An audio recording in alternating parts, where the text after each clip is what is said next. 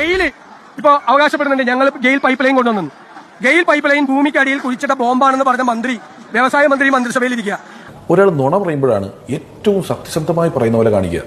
ബാക്കിയെല്ലാം എന്ത് ചെയ്താലും നുണ മറ്റവനെ കൺവിൻസ് ചെയ്യാൻ വളരെ സത്യസന്ധമായിട്ട് ആയിരിക്കും പെർഫോം ചെയ്യുക.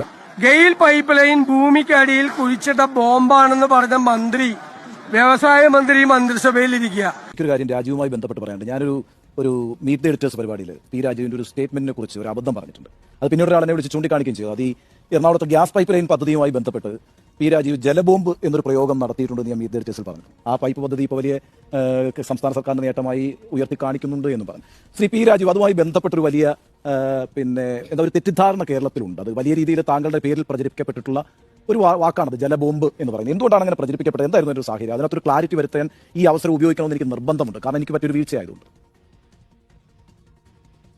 അത് വളരെ സ്വാഗതാർഹമായ യഥാർത്ഥത്തിൽ നമ്മുടെ ഇപ്പോൾ പാലക്കാട് ജില്ലയിൽ തൃത്താലയിലോ മറ്റോ നടന്നു തോന്നുന്നു ഈ ഗെയിൽ പൈപ്പ് ലൈനെതിരെയുള്ള സമരത്തിൽ ഈ വാതക ബോംബ് എന്ന് പറഞ്ഞ് ഒരു നോട്ടീസും അത് ഉദ്ഘാടനം ചെയ്യുന്നത് പി രാജീവ് MP എന്ന് പറഞ്ഞൊരു നോട്ടീസാണ് ഈ സോഷ്യൽ മീഡിയ പ്രചരിപ്പിക്കുന്നത്. ഈ പറയുന്ന സ്ഥലം ഞാൻ ജീവിതത്തിൽ ഇതുവരെ പോകാത്തൊരു സ്ഥലമാണ്. എന്നാൽ നാം കാണേണ്ടത് ഗെയിൽ പൈപ്പ് ലൈൻ പോകുന്ന സ്ഥലങ്ങളിലുള്ള സമരങ്ങൾ, പല സമരങ്ങളുണ്ടായിരുന്നു. ആ സമരങ്ങളിൽ എറണാകുളം ജില്ലയിലെ സമരങ്ങളിൽ ഞാൻ ഭാഗഭാക്കായിട്ടുള്ളതാണ്. അന്നത്തെ ആവശ്യം എന്നുള്ളത് ഒന്ന്, ന്യായമായ നഷ്ടപരിഹാരം നൽകണം. അലൈൻമെന്റ് വീടിനൊക്കെ ഞങ്ങളന്ന് സന്ദർശിക്കുമ്പോൾ തന്നെ കൃഷിസ്വാമികളുള്ള സമയത്താണ് വീടുകളോടൊക്കെ ചേർന്നുള്ള നിയമവിരുദ്ധമായിട്ടുള്ള അലൈൻമെന്റാണ്. അന്നത്തെ മുഖ്യമന്ത്രി ശ്രീ ഉമ്മൻചാണ്ടിയായിരുന്നു, ചർച്ച വിളിച്ചു. അപ്പോൾ അദ്ദേഹം പറഞ്ഞു, MP അറിയാലോ ഇവിടെ കേന്ദ്ര നിയമമാണ്, ഏറ്റെടുക്കുന്ന ഭൂമിയുടെ 10% വിലയാണ് കൊടുക്കാൻ കഴിയുകയുള്ളൂ. ആ സമരം തുടരുകയാണ് ചെയ്തത്. പിന്നെ കഴിഞ്ഞ ഗവൺമെന്റിൽ ശ്രീ പിണറായി മുഖ്യമന്ത്രിയായി. അപ്പോൾ വീണ്ടും ചർച്ചയ്ക്ക് വന്നു. ആ ചർച്ചയിൽ ഉദ്യോഗസ്ഥർ മാറുന്നില്ലല്ലോ. അവർ പറഞ്ഞു കേന്ദ്ര നിയമമാണ് സാർ, 10% കൊടുക്കാൻ കഴിയുള്ളൂ. പക്ഷെ അന്ന് പിണറായിയുടെ ഒരു ചോദ്യം ഉണ്ടായിരുന്നു. ആ ചോദ്യമാണ് യഥാർത്ഥത്തിൽ ഗെയിൽ പൈപ്പ് ലൈൻ ഇടുന്നതിനെതിരെയുള്ള എല്ലാ സമരങ്ങളും അവസാനിപ്പിച്ചത്. ആ ചോദ്യം, ഭൂമിയുടെ വില ആരാണ് നിശ്ചയിക്കുന്നത്, സ്റ്റേറ്റ് ആണോ കേന്ദ്രമാണോ? അപ്പോൾ ഉദ്യോഗസ്ഥരുടെ സംസ്ഥാനമാണ്. അപ്പോൾ നിങ്ങൾ ഇവർക്ക് ന്യായമായ വില കിട്ടാവുന്ന രൂപത്തിൽ ഭൂമിയുടെ വില നിശ്ചയിച്ചോ.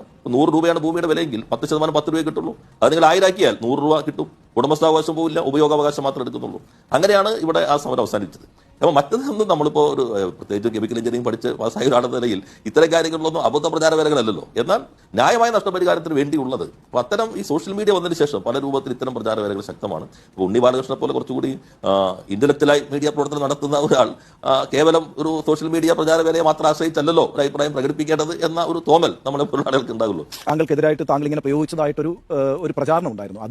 അത് ഞാൻ ശരിയാണ്, അത് ഞാൻ ക്രോസ് ചെക്ക് ചെയ്തിരുന്നില്ല എന്നുള്ളത് ശരിയാണ്. അതുകൊണ്ട് താങ്കൾ ഇപ്പോൾ കിട്ടിയ അവസരത്തിൽ അതൊന്ന് ക്രോസ് ചെക്ക് ചെയ്യുമ്പോൾ എനിക്ക് മാത്രമല്ല കാര്യത്തിൽ കേരളത്തിലുള്ള മറ്റാളുകൾക്കും അതിനകത്തൊരു ക്ലാരിറ്റി വരുമല്ലോ. സ്വാഭാവികമായിട്ടും അങ്ങനെ ഒരു ക്ലാരിറ്റി വരുത്താൻ ഈ അവസരം നല്ലതാണെന്ന് വിചാരിച്ചുകൊണ്ടാണ് ഞാൻ ഉന്നയിച്ചത്. Thank you very much minister.